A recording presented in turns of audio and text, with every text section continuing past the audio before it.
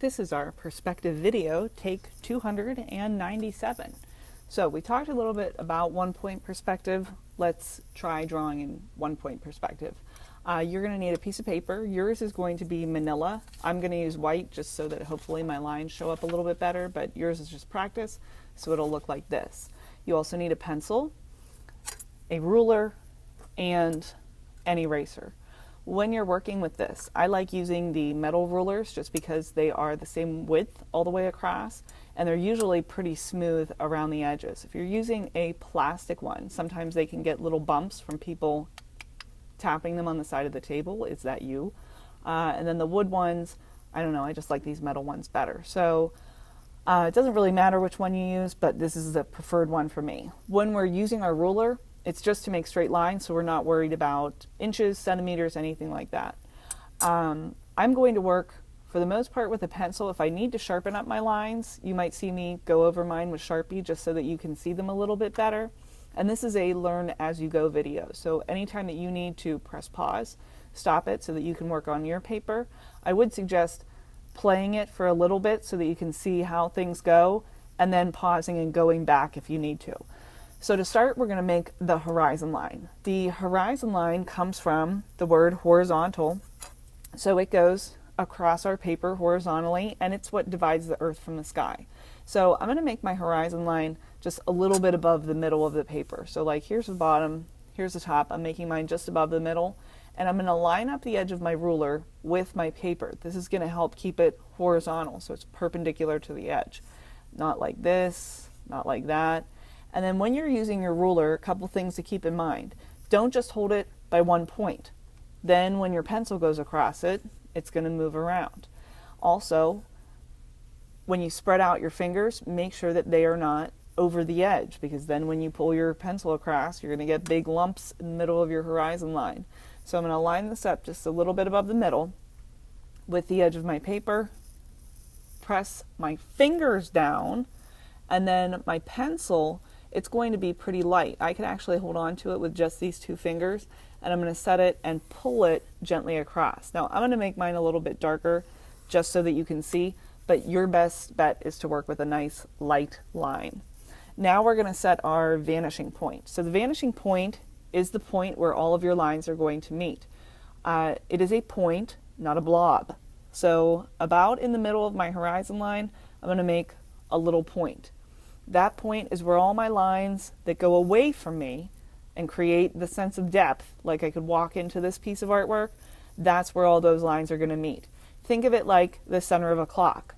If your pencil stays there and sets that center, then your ruler is able to connect all the parts of your shapes, and it swings around like the hands of a clock. So your ruler's always connected to the vanishing point, and keeping your pencil on there when you're working helps to make sure all of those lines connect. Notice, again, it's just a point, not a big blob. If you make some big gigantic circle here in the middle, then I have some lines connecting over here, some lines connecting here, and my perspective is all off. So somewhere down the bottom of your paper, down the bottom, let's do the bottom right hand, you're going to draw a square. You can draw it freehand. You can use your ruler if you want to be very precise, but don't let it touch the edges. Kind of have it floating down there at the bottom below the horizon line.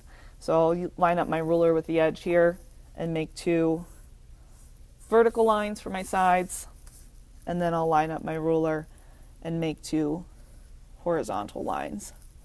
Might need to add a little bit to the other one. Line this up with the other side of my paper, come across, need a little bit here, and a little bit here. And then I'm going to get rid of this little edge. All right, now comes the kind of tricky part, but you will get it. I'm going to take my pencil, set it on my vanishing point. My ruler is going to sit right up against my pencil, not pressing hard now, and I'm just going to let it slide until it touches a corner. And then as soon as it touches that corner, my fingers are going to activate, turn on, press down my ruler, and then my pencil is going to sit and just lightly connect from the vanishing point back to the corner of my square. Then I'll reset my pencil here on my vanishing point. There's my line I just made. I will slide this up, and once I touch the corner, I'm going to again make this line. I'm going to go back and make this line a little bit darker just so you can see it a little bit better. There you go. And then reset my pencil right on my vanishing point. And one thing that I missed is my ruler would actually touch this back corner before it touches this one up here. But if you notice, when my ruler goes to this back corner, it's inside this square. So I'm not going to see this corner connecting back to the vanishing point. So I'll reset my pencil here on my vanishing point, swing that ruler up until I get to that top corner, press with my fingers as soon as I get there, and then connect my line back to my vanishing point. Now I have this like super long cube going off into the distance. So I don't want to make it this long. I want to stop it.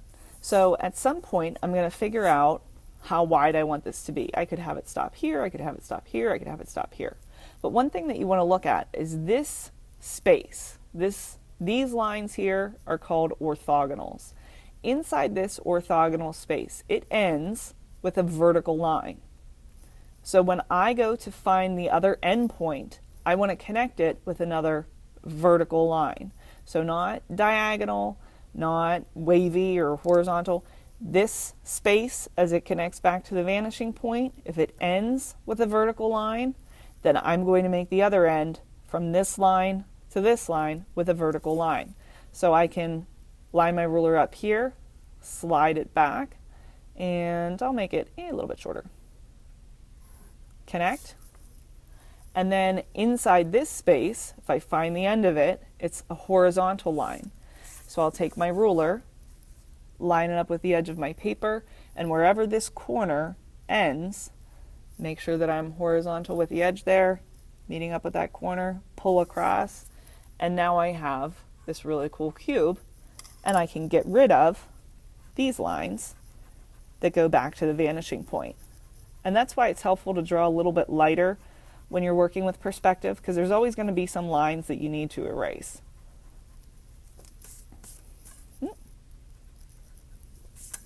Now I have a cube. Now let's try one over here, but let's make it go above and below the horizon line.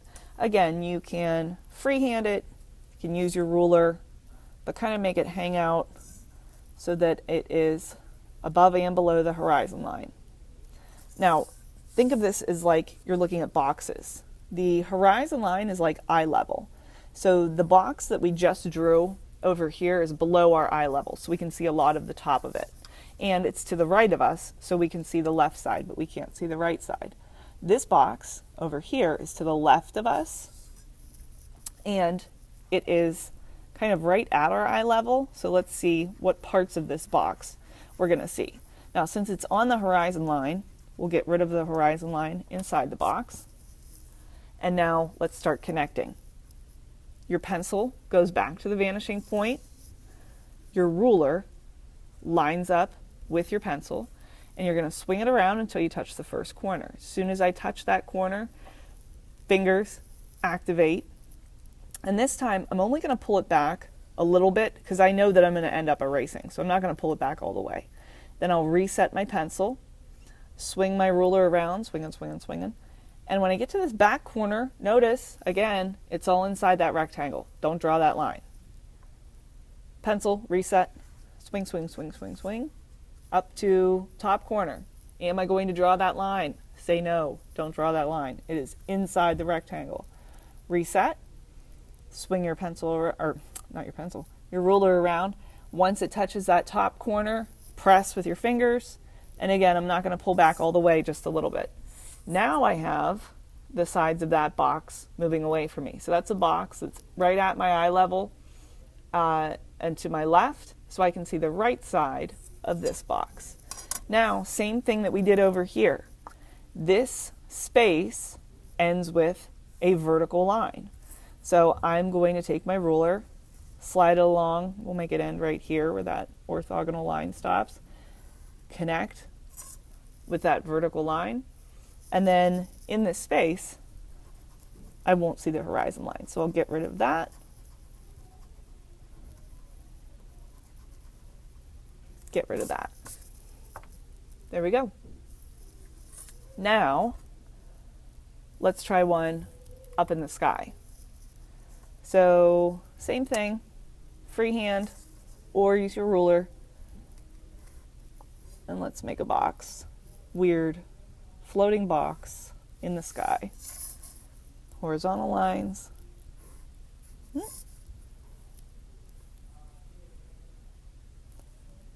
Vertical lines. And I'm going to get rid of that and that.